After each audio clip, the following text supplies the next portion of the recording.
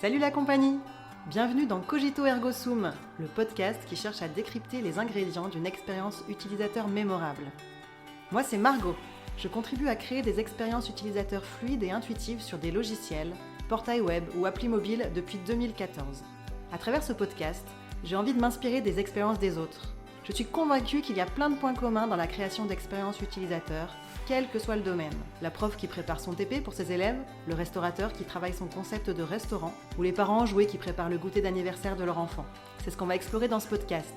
Quelle est la secret sauce des porteurs de projets qui ont réussi à créer une expérience utilisateur mémorable? Je reçois aujourd'hui Nadine Ravel, chercheuse en neurosciences sur la mémoire au Centre de recherche en neurosciences de Lyon où j'ai moi-même fait ma thèse il y a plus de 10 ans. Depuis le premier épisode de ce podcast, on parle d'expérience utilisateur mémorable. Mais qu'est-ce que c'est que la mémoire? Qu'est-ce qui l'influence? Sur quel levier peut-on jouer en tant que concepteur et conceptrice?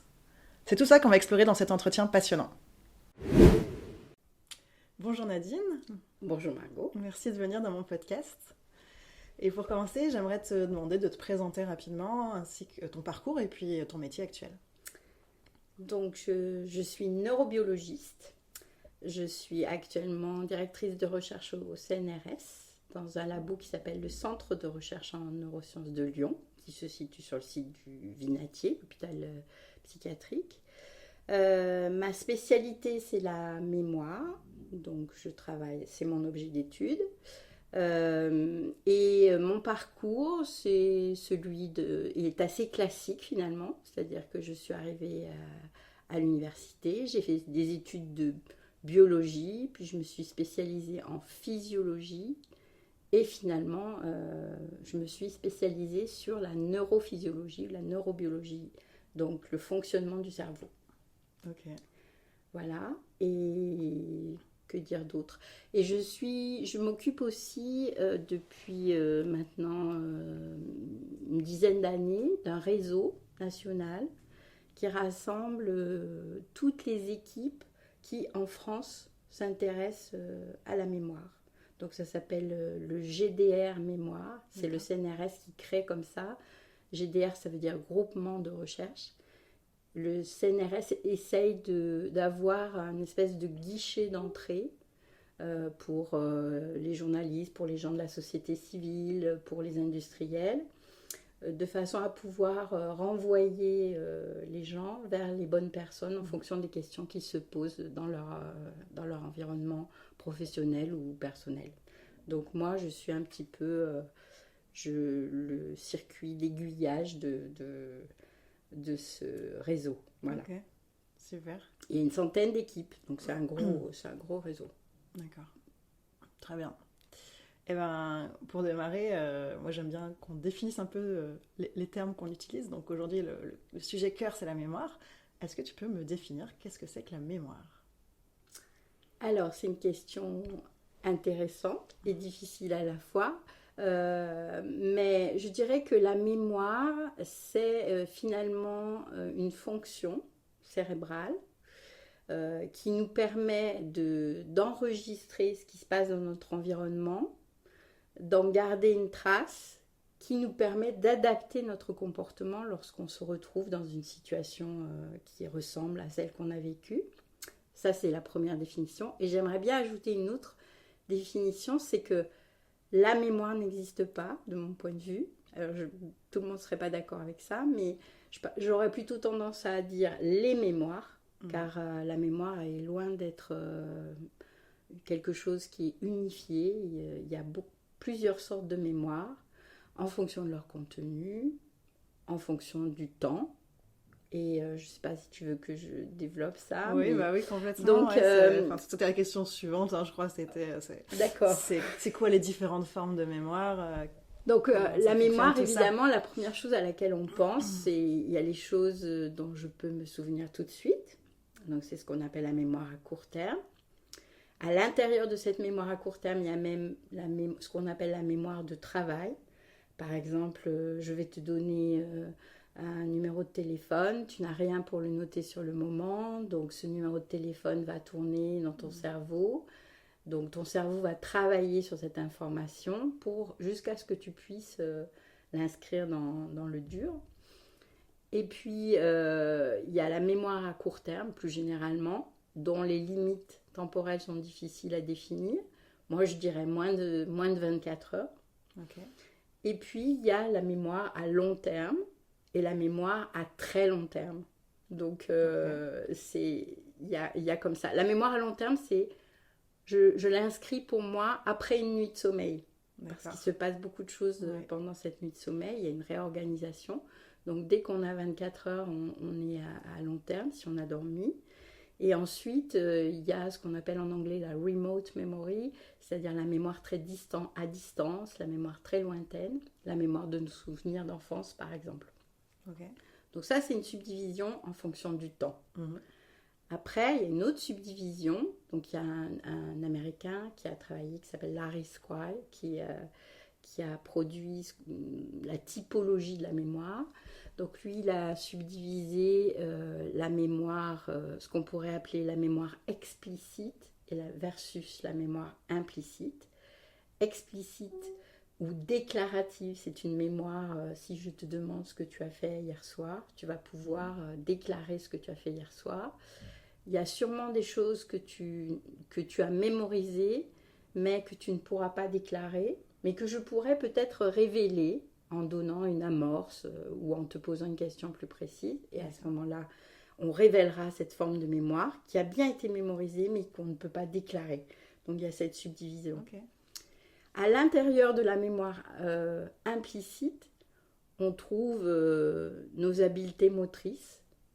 Par exemple, travailler un geste de service au tennis, c'est une habileté motrice, c'est un apprentissage qui nécessite une mémoire, la mémoire du geste, et c'est une forme de mémoire implicite. On ne sait pas pourquoi ce geste s'améliore, on travaille là-dessus et on arrive à l'améliorer. Faire du vélo, monter un escalier, tout ça, c'est des formes de mémoire implicites. Pratique d'instrument aussi. Pratique d'instrument, bien sûr. Oui. Je me revois très bien j'avais appris un seul morceau au piano et en fait, je ne savais pas quelle touche je faisais. Quand j'essayais de le retrouver, parce que je l'avais oublié, je ne savais pas quelle touche je faisais, je ne pouvais pas me concentrer sur mes doigts pour retrouver le morceau, mais juste en essayant, en fermant les yeux, j'essayais 3 notes, erreur, 3 notes, 4 notes, erreur, et au bout d'un moment ça revenait, mais sans avoir aucune idée de ce que je faisais en fait. C'est juste parce que je l'avais travaillé pendant des heures, mais plusieurs années avant, quoi. C'est vrai. Ça, c'est typiquement la mémoire implicite. Alors cette mémoire, elle est rigolote parce que par exemple, si je te donne une liste de mots à mémoriser, tu pourras très facilement te rappeler du début de cette liste, de la fin de cette liste. Et au milieu, c'est ce qu'on appelle l'effet de récence, donc la fin de la liste, ou l'effet de primauté, le moment où on a commencé l'exercice. En revanche, ce qui est au milieu, eh bien, tu peux ne pas pouvoir explicitement t'en rappeler. Mais si je te demande de compléter un mot, donc j'écris la première lettre et la dernière lettre. Les expériences montrent qu'il y a à peu près 80% de chances pour que tu complètes avec un mot qui était dans la liste et pas un autre mot, même si c'est possible. D'accord. Donc, c'est ce qu'on appelle l'amorçage. On appelle ce phénomène, donner comme ça un mot à compléter. C'est une amorce de cette mémoire implicite qui permet de la révéler. Et puis du côté mémoire explicite, alors là c'est très très riche les subdivisions, il y a une mémoire pour à peu près toutes les capacités sensorielles, c'est-à-dire qu'il y a une mémoire auditive, olfactive, tactile, ça c'est une manière aussi de subdiviser la mémoire. Et puis il y a une mémoire pour des catégories, donc sensorielle c'est une catégorie, mais il y a la mémoire spatiale, la mémoire des lieux, il y a la mémoire épisodique, sur laquelle moi je travaille beaucoup, c'est-à-dire la mémoire épisodique, c'est la mémoire des épisodes de nos vies. Les souvenirs. Donc c'est ce souvenir, ce qu'on appelle les souvenirs communément, et c'est se rappeler ce qui s'est passé, à quel endroit ça s'est passé et comment on le situe dans le temps. D'accord. Ou à quelle occasion, par exemple. Parce que dans le temps absolu, on s'aperçoit qu'on n'est peut-être pas très bon pour resituer les choses. Mais en revanche, en générant des images du contexte, on peut repositionner quelque chose dans le temps, en fonction des éléments de la nature, en fonction de savoir s'il faisait chaud ou pas. Donc ça, c'est la mémoire épisodique. Et ensuite, il y a une autre forme de mémoire qui est très importante pour nous, c'est la mémoire autobiographique. Et dans la mémoire autobiographique, il y a la mémoire épisodique, donc quelque chose qui est une mémoire très complexe, nos souvenirs, mais il y a aussi des connaissances sémantiques. Par exemple, où je suis née, comment était la maison de mon enfance. Il y a des choses que je ne me rappellerai peut-être pas, moi, donc qui ne feront pas partie vraiment de ma mémoire épisodique, des souvenirs que je ne pourrais pas convoquer, mais qu'on m'a tellement raconté, ou des informations sur moi qui sont inscrites sur des documents. J'ai eu la coqueluche en telle année, j'ai eu la varicelle, voilà. Ça fait partie de ma mémoire autobiographique. Ok. Les photos, les vidéos qu'on a pu voir de nos enfants. Exactement. Ça nourrit cette mémoire autobiographique. Donc il y a une partie... la mémoire autobiographique, ça rassemble cette mémoire épisodique dont j'ai parlé et la mémoire sémantique, c'est-à-dire la mémoire des faits. Simplement, dans la mémoire autobiographique, ce sont les faits qui me concernent. Mais il y a encore cette catégorie de mémoire qui est la mémoire sémantique et qui, elle, est la mémoire généralement de tout ce qu'on a appris. Par exemple, pour vraiment donner un exemple très, très facile, savoir que Paris est la capitale de la France, c'est ma mémoire sémantique. Me souvenir de la dernière fois où je suis allée à Paris, c'est ma mémoire épisodique. Et savoir que je suis née en région parisienne, c'est la mémoire autobiographique. Mais pas, voilà. Autobiographique, ok. Donc il y a beaucoup, beaucoup de mémoire. Voilà. Super. Ok. Donc nous, alors comme tu le sais, hein, dans ce podcast, ce qu'on explore, c'est les expériences utilisateurs mémorables. C'est ça la thématique générale. Et donc, ce qui nous intéresse plus précisément, c'est comment faire en sorte qu'une expérience, qu'elle soit avec un produit, une interaction avec un produit ou avec un service, qu'elle rentre dans la mémoire des personnes qui l'ont vécu, de manière à ce que ces personnes-là aient envie de réitérer l'expérience ou de la recommander à leurs proches. En tant que concepteur, c'est ça qui nous intéresse pour essayer d'aller dans ce sens-là et de faire en sorte que notre produit ou notre service fonctionne bien. Du coup, qu'est-ce que ce seraient les leviers sur lesquels on pourrait jouer pour faciliter cette mise en mémoire d'une expérience dans son ensemble, en fait. On n'a pas besoin de mémoriser les détails de qu'est-ce qu'on sait à ce moment-là, avec qui on était, etc. Mais il faut que, pour nous, concepteurs, il faut que l'expérience, elle soit enregistrée comme quelque chose de positif que j'ai envie de revivre ou que j'ai envie de recommander. C'est juste ça dont j'ai besoin. Le cadre, c'est ça. Ok. Alors, il y a beaucoup de leviers. Parce qu'en fait, je voudrais juste revenir sur comment se décomposent finalement les différents temps de la mémoire. C'est-à-dire qu'il y a une phase qu'on ne classe jamais dans la mémoire et qui, pour moi, c'est surtout dans les apprentissages scolaires, et ça, c'est très dommage, c'est la phase d'encodage. C'est-à-dire que, par exemple, quelqu'un se trouve face à une application, c'est la première fois qu'il l'utilise, et il ne va pas pouvoir tout capter d'un coup. Donc, il va explorer cette application. Il faudra qu'il soit attentif.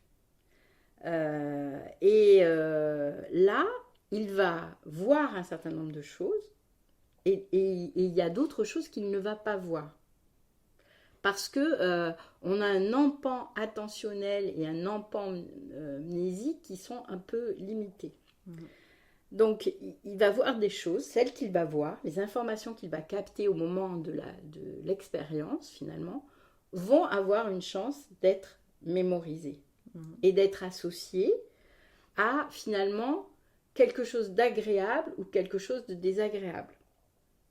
Donc, c'est de cette association que va résulter le ressenti global de l'expérience. Donc, le premier levier sur lequel il faut jouer, c'est finalement lorsque la personne commence l'expérience, il ne faut pas la submerger par une foule d'informations. Il faut qu'il y ait une espèce de, je dirais qu'il faut qu'il y ait une espèce de hiérarchie dans la découverte du produit, de façon à ce que chaque étape puisse être mémorisée, puisse avoir une chance d'être mémorisée. Okay. Donc ça, c'est vraiment la première chose. Je pense qu'il y a un vrai travail à faire sur la manière dont les informations sont délivrées et la découverte du produit, de l'expérience. Si on donne tout d'un coup et que ça part dans tous les sens, je pense qu'il y a une partie des informations qui seront ignorées, même si elles ont demandé beaucoup de travail pour le concepteur, elles peuvent être ignorées. Et ça ne sera pas forcément les mêmes pour tout le monde. C'est ça qu'il faut entendre. C'est-à-dire que tout à l'heure, j'ai parlé des différentes mémoires qui existent. On a nos canaux sensoriels préférés. Donc, il y a des gens qui sont très visuels et uniquement visuels. Il y a des gens qui sont auditifs, majoritairement. Donc, ils peuvent avoir une interaction avec une voix, un son, ça peut être important pour eux, mais ce n'est pas vrai pour tout le monde. Il y a des gens qui sont plus sensorimoteurs, qui vont avoir besoin d'explorer. Il faut finalement trouver un compromis pour que tout le monde puisse capter quelque chose qu'il va accrocher à une expérience, positive ou négative. Comme tu le disais, vous souhaitez que ce soit positif. Donc le deuxième levier, c'est qu'il va falloir créer une expérience positive. Donc moi je dirais qu'on a une expérience positive dans deux situations. Quand on a des attentes et que ces attentes sont satisfaites, donc ça veut dire que c'est très important de connaître quelles sont les attentes de quelqu'un qui découvre une expérience, qui va vivre une expérience comme ça. Et la deuxième chose, c'est quand on est surpris, agréablement surpris, ou que notre curiosité est éveillée et qu'on a envie finalement, que ça déclenche chez nous la motivation pour continuer à utiliser le produit. Donc ça, c'est vraiment quelque chose qui me semble très important. Jouer sur le côté perceptif, qui ne doit pas être trop chargé, qui peut être avec une certaine hiérarchie, de façon à ce que chacun puisse creuser le canal qui l'intéresse finalement.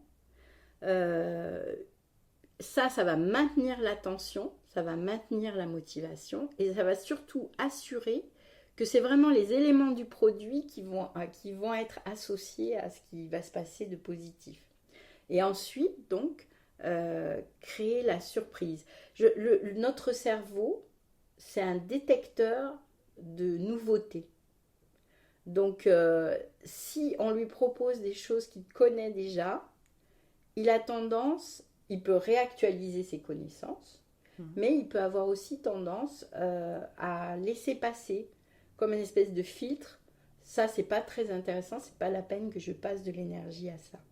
En revanche, si quelque chose m'est présenté d'une façon légèrement différente à ce que je connais, ça peut est attractive, ça peut justement participer, ça peut être un levier très fort pour une expérience utilisateur positive. Mais je ne suis pas conceptrice, donc c'est de la théorie. c'est vraiment juste la manière dont j'imagine, enfin, en fonction de ce que je connais du cerveau, comment j'imagine que les choses peuvent se rencontrer.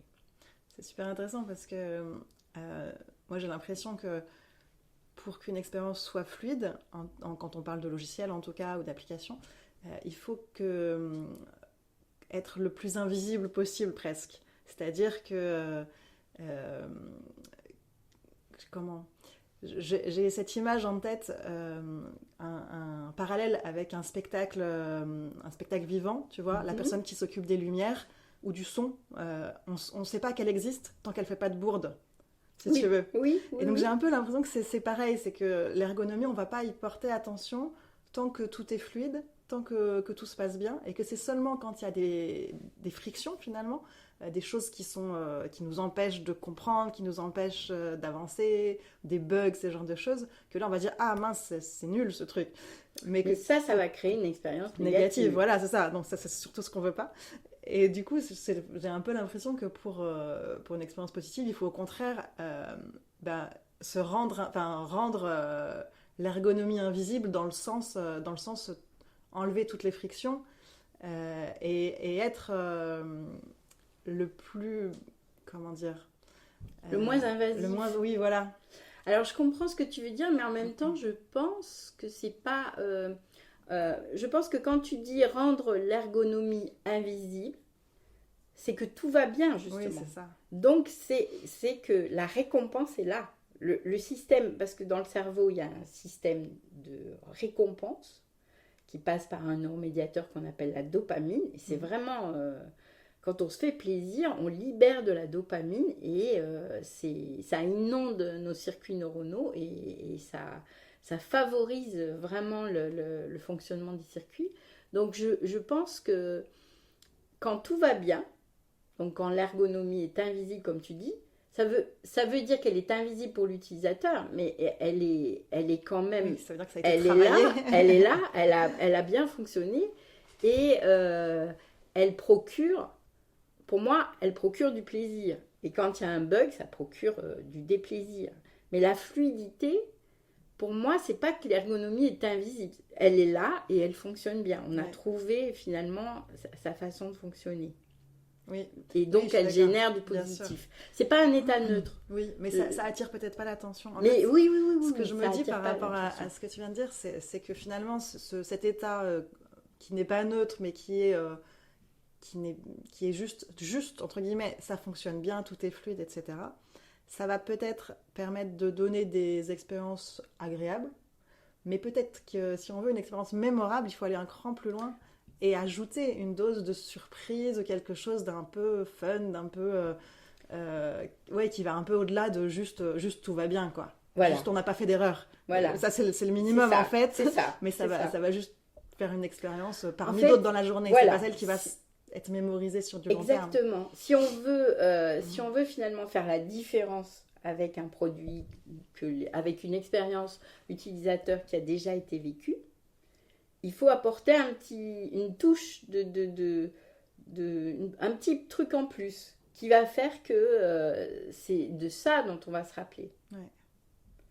Alors, je ne sais pas ce que ça peut être, mais il faut que ça reste facile à comprendre et à utiliser, mais que ce soit quand même un petit peu différent de ce qui existe déjà.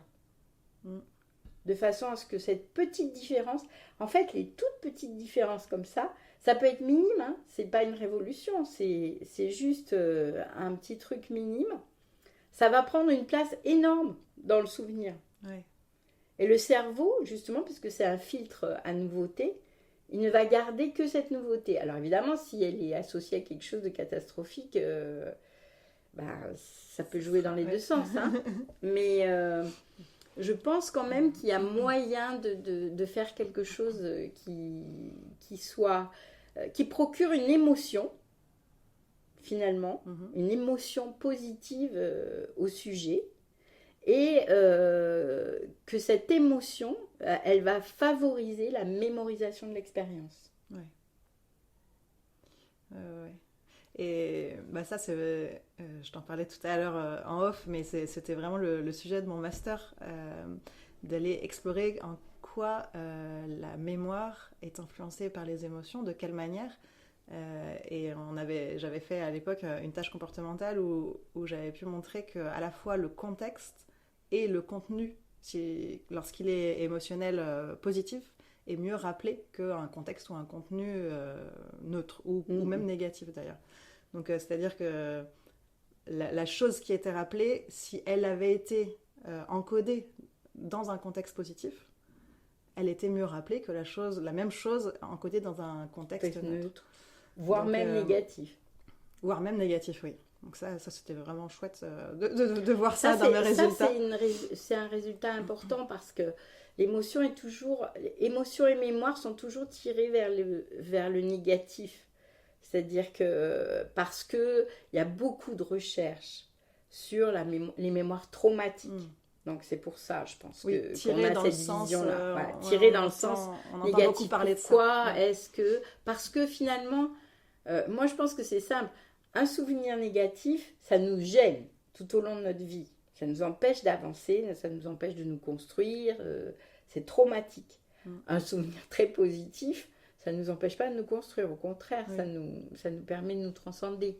Donc je pense que la recherche est déséquilibrée. La recherche cherche à soigner, cherche à ce que les gens se sentent mieux. Donc on a travaillé pendant très longtemps sur ce qui était traumatique. Et pas tellement sur le bonheur, quoi, finalement, sur les émotions très positives. Et puis aussi parce qu'il y avait peut-être ce déséquilibre. On savait comment provoquer des émotions très négatives pour pouvoir faire des expériences très négatives, mais provoquer des émotions très positives qui soient à la hauteur de ces événements traumatiques, c'était plus difficile à trouver. Oui, forcément.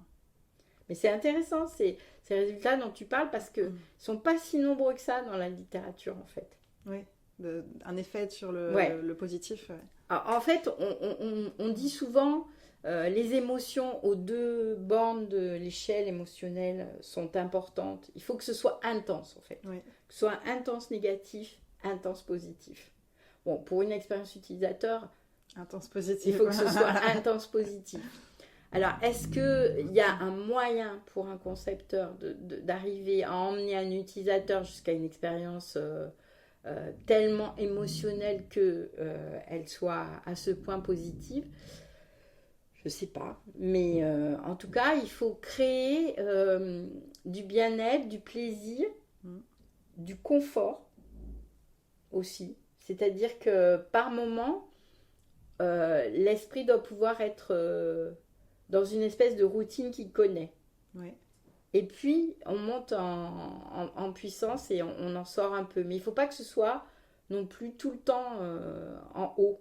Okay. Au maximum de ce que là. Il faut que l'individu puisse percevoir finalement ces espèces de contrastes entre oui, là je connais, ça me rassure, ça me place dans un niveau... je n'ai pas de stress par rapport à ça, c'est quelque chose que je connais. Et là, hop, il y a justement un petit truc que je ne connaissais pas, mais qui m'apporte une fonctionnalité supplémentaire qui n'existait pas avant. Et là, je pense que comme ça, on est vraiment dans les conditions où ça pourrait fonctionner. Après, il y a une autre chose aussi.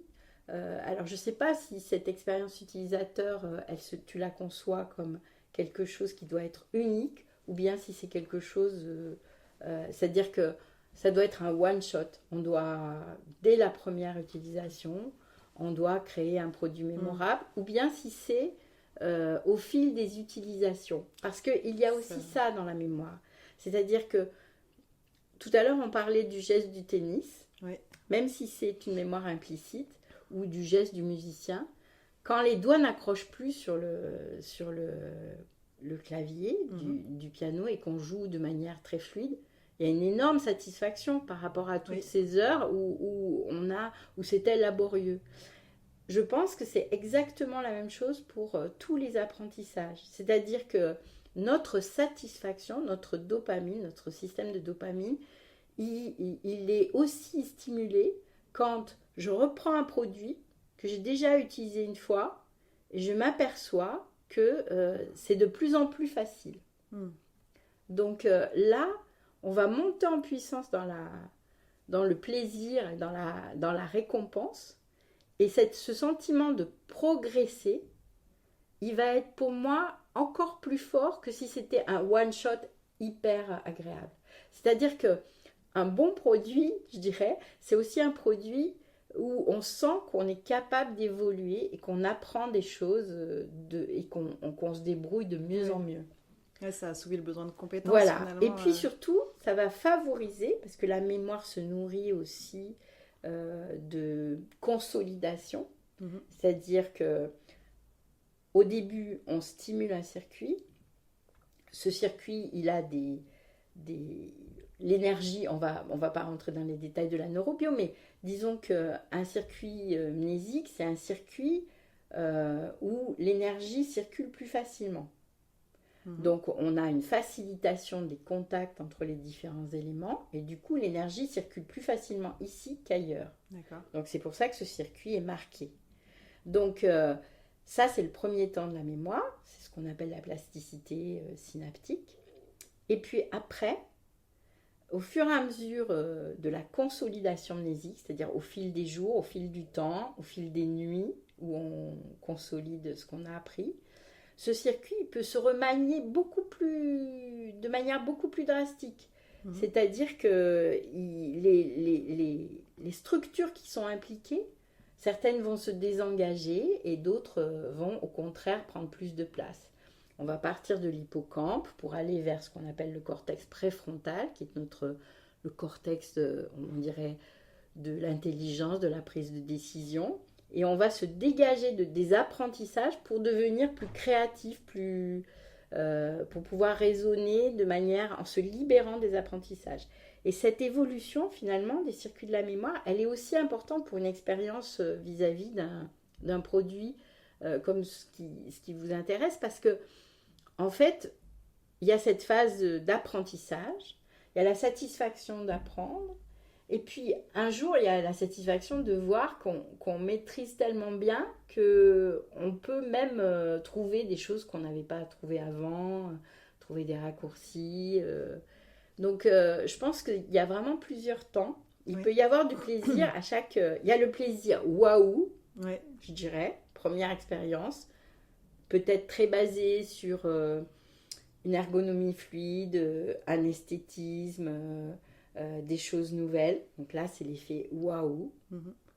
Ensuite, il y a... alors, je le reprends le lendemain. Je me rappelle de choses. Donc, j'ai progressé. Le produit me montre ma capacité à progresser, finalement. Et ça me récompense. Et puis après, je deviens expert. Et là, je peux vraiment explorer le produit de manière... il doit offrir aux experts aussi une manière d'explorer le produit qui est satisfaisante. Sinon, il peut y avoir une espèce de lassitude. Et on dit, bon, ok, j'ai fait le tour. Oui, il y a un critère en ergonomie. Il y a des grilles de critères qui existent pour évaluer une interface, par exemple. Qui ont été, je pense à celle de Bastien Escapin, qui est un peu la référence. En plus, c'est des Français qui l'ont écrit. Voilà, exactement. Et un des critères, c'est... alors, j'ai perdu l'intitulé exact, mais en gros, l'idée, c'est justement d'être adapté à la fois aux novices et aux experts. Et typiquement, dedans, sur un logiciel, pouvoir avoir des raccourcis clavier. Au début, quand tu arrives, tu les connais pas, et puis ça te va bien de toute façon d'être guidé, parce que tu as besoin d'être guidé au début, et à la fin, tu veux gagner du temps. Une fois que tu as pris un peu tes habitudes sur le logiciel, tu es content de pouvoir faire CTRL-N, CTRL-S, Maj-Alt-W pour ouvrir le truc sans aller cliquer à droite à gauche. Il en faut pour tout le monde, et surtout, il faut vraiment, je pense, à chaque étape, il faut qu'on puisse régénérer du plaisir. Ouais. Donc ça, c'est important, je pense.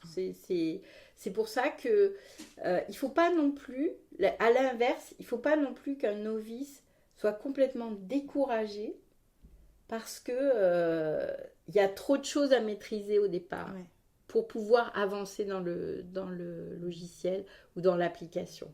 Moi, je le vois avec certains logiciels que j'utilise même en recherche.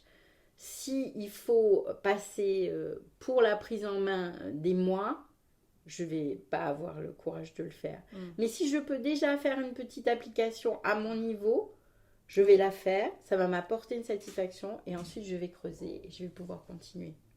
Donc, je pense que ça, c'est important, cette notion de progression. On a tous besoin, on a tous soif d'apprendre. Il y a des récompenses qui sont simplement la récompense d'avoir réussi à faire quelque chose. Tu vois, j'ai réussi à mettre des barres d'écart type dans la nouvelle version d'Excel. Quand ils ont changé, et j'étais contente d'y être arrivée en me disant juste pourquoi ils ont changé ça. Je connaissais avant, c'était bien. Donc voilà, je pense que c'est ça. Donc si on se résume, il y a vraiment le levier de provoquer quelque chose au moment de l'encodage, avoir quelque chose qui peut évoluer, voire même qui peut donner une certaine liberté aux gens qui seraient experts de l'utiliser de façon différente. Ouais. Merci d'avoir écouté cet épisode. N'oubliez pas de vous abonner pour ne pas manquer la suite de cette discussion. Restez à l'écoute car dans la suite, nous allons plonger encore plus profondément dans notre sujet. Pour continuer à échanger, questionner et explorer les thématiques autour de l'expérience utilisateur, retrouvez-moi également sur TikTok, vous trouverez le lien en description. C'était Margot dans Cogito Ergo Sum et je vous retrouve très bientôt pour la suite de notre échange.